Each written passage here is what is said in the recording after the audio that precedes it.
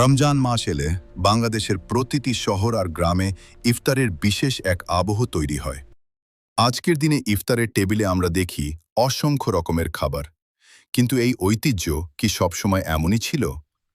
একসময় বাংলার মানুষ খুব সাধারণ খাবার দিয়েই রোজা ভাঙত। খেজুর, কলা আর পানিতে ভেজানো ছোলা এই ছিল ইফতারের প্রধান খাবার। সময় বদলানোর সাথে সাথে পারস্য, আরব এবং উত্তর ভারতের রান্নার প্রভাব বাংলায় পৌঁছাতে শুরু করে। এই প্রভাবের সাথে সাথে ইফতারের খাবারেও নতুন স্বাদ যোগ হতে থাকে। ব্রিটিশ শাসনের সময় শহরের দ্রুতগতির জীবনে সহজে বানানো ভাজা খাবার জনপ্রিয় হয়ে ওঠে।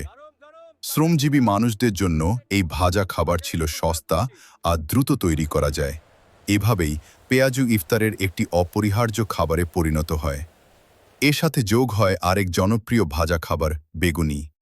২০ শতকের মাঝামাঝি সময়ের মধ্যে এই খাবারগুলো গ্রাম ও শহর দুই জায়গাতেই ছড়িয়ে পড়ে। আজকের দিনে ইফতারের টেবিলে পিৎজা, পাস্তা বা বিদেশি খাবারও দেখা যায়। তবুও ঐতিহ্যবাহী ভাজা খাবারের জনপ্রিয়তা এখনও কমেনি।